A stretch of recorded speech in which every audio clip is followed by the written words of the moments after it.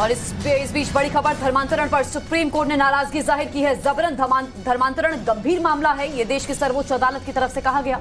केंद्र सरकार को इसके लिए कदम उठाने होंगे। धर्मांतरण से धर्म की स्वतंत्रता प्रभावित होती है, ये भी सुप्रीम कोर्ट ने कहा। और साथ ही 22 नवंबर तक केंद्र को हलफनामा दाखिल करना होगा सुप्रीम कोर्ट में। अगली सुनवाई 28 नवंबर को होगी। गौरव श्रीवास्तव और हमें विस्तार से बताएंगे देश की सर्वोच्च अदालत ने और क्या क्या इस मसले पर कहा है। ओवर टू यू गौरव।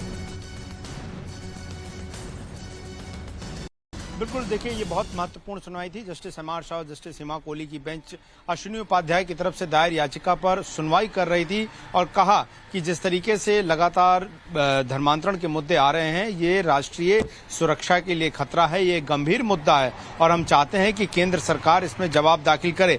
मैं दर्शकों के लिए बता दूं कि अश्विनी उपाध्याय द्वारा जो याचिका दायर की गई है उसमें कुछ महत्वपूर्ण बिंदु उठाए गए हैं जो कि समझने योग्य हैं और जो पिछले धर्मांतरण की कई घटनाएं आई हैं उनसे साफ हो जाता है।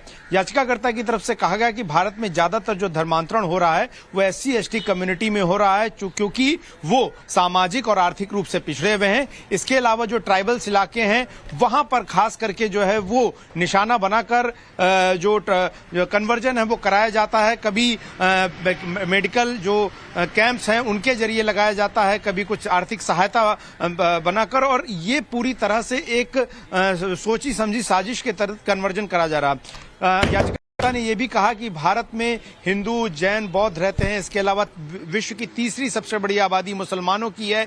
यहाँ पर यहूदी रहते हैं, यहाँ पर पारसी रहते हैं, अलग अलग धर्मों के लोग रहते हैं। लेकिन अगर इस तरह से जबरदस्ती कन्वर्जन किया जाता है तो ये कानूनों के खिलाफ है। याचिका में यह भी कहा गया है कि कई राज्यों ने अपने स्तर पर धर्मांतरण को, जबरन धर्मांतरण को रोकने के लिए कानून जरूर बनाए हैं, लेकिन केंद्र के स्तर पर इस पे अभी तक कोई कानून नहीं बनाया गया है। ऐसे में इस तरह की वारदातें या इस तरह के धर्मांतरण के मसले जो कि पैन इंडिया होते हैं, जिसमें कई राज्य शामिल होते हैं, उनको रोकने के लिए कोई कोशिश नहीं हो पाती है। और ऐसे में इस याचिका की मांग को महत्वपूर्ण मानते हुए सुप्रीम कोर्ट ने एक बेहद कड़ी टिप्पणी की है और इस टिप्पणी का सीधा सार है कि जिस तरीके से हम लोग लगातार घटनाएं देख रहे हैं, खास करके बॉर्डर एरिया में जहां पर कन्वर्जन देखने को मिल रहा है, सेंसिटिव एरियाज जहां पर आदिवासी रहते हैं, वहां पर जिस तरह से लगातार उनको निशाना बनाकर कन्वर्ट किया जा रहा है, कहीं पर लालच देकर किया जा रहा है, कहीं पर चिकित्सा शिविर लगाकर उनको कन्वर्ट किया जा रहा है, ये बहुत महत्वपूर्ण है।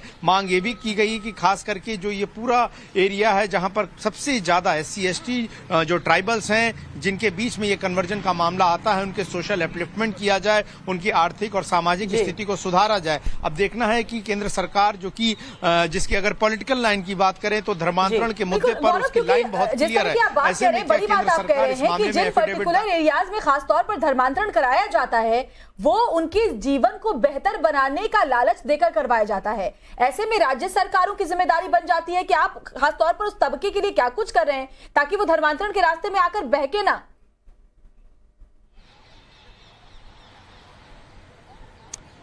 बिल्कुल, देखिए राज्यों की भी जिम्मेदारी है, लेकिन कुछ ऐसे विषय हैं जो कि कंकरेंट लिस्ट में हैं। अगर हम सूची के बाद से बात करें, समवर्ती सूची में है शिक्षा, स्वास्थ्य, ये सारे मामले जो हैं इन पर सरकार और राज्य सरकार मिलकर काम करती हैं। लोगों का पेट भरना हो, लोगों को स्वास्थ्य सेवाएं प्रदान करनी हो, लोगों का जीवन स्तर सुधारना हो, लोगों की अच्छी पढ़ाई देनी हो, उन्हें शिक्षित करना हो, मिलकर काम करती हैं। दूसरा ये कि इस मामले में जो अंतर्राष्ट्रीय संगठन काम करते हैं, जिनमें याचिका के हवाले से जानकारी दी गई कि कई संगठनों ने जो जिनके हिसाब से जो जानकारी है उनमें लाखों लोगों को जो है वो ईसाई धर्म में परिवर्तित किया गया और वो लोग खास करके SC/ST कम्युनिटी से थे, उनके पास अच्छी स्वास्थ्य सेवाएं नहीं थी।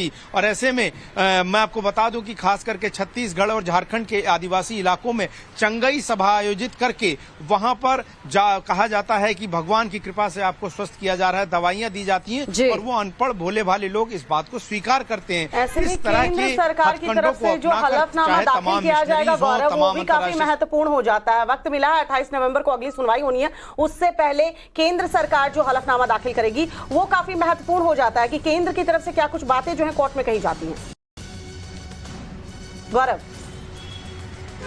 बिल्कुल, देखिए महत्वपूर्ण जो जाता है इसको बिल्कुल, इस लिहाज से देखिए, क्योंकि जैसा कि जिक्र किया कि खास करके जो याचिकाएं हैं उसमें तमाम ऐसे अंतर्राष्ट्रीय संगठनों का रोल है, नाम है, एनजीओज हैं, जिनकी जो फंडिंग है, जिनके ऊपर कार्रवाई करना जो है वो केंद्रीय जांच एजेंसियां कर सकती हैं। और उसके लिए एक ऐसा कानून होना चाहिए जो तय कर सके कि जो इस तरह के कार्यक्रम आयोजित कराए जा रहे हैं, इस तरह की सभाएं आयोजित कराई जा रही हैं, उनका मकसद क्या है। जब तक उनको इस रूप में नहीं देखा जाएगा कि वो सामाजिक कार्यों के लिए ना होकर साजिशन जो है वो धर्मांतरण के लिए की जा रही है, और बाकायदा ये एक इंटरनेशनल एजेंडा है जिसके तहत ये तय किया जाता है कि जो अलग अलग संगठन हैं वो बड़ी संख्या में अपना साहित्य देकर, अपने कैंप चलाकर, लेकिन गौरव कैसे इस पर रोक लगाई जाए, ये समस्या केंद्र सरकार राज्य सरकार दोनों के लिए बनी रहेगी। क्योंकि देखिए, जैसा आप भी कह रहे हैं और जो अन्य संगठन भी कह रहे हैं कि अलग अलग ग्रुप्स में जो है ये लोगों को प्रभावित करते हैं, तो ऐसे में इन पर कैसे रोक लगाई, क्या केंद्र सरकार राज्य सरकार की तरफ जो है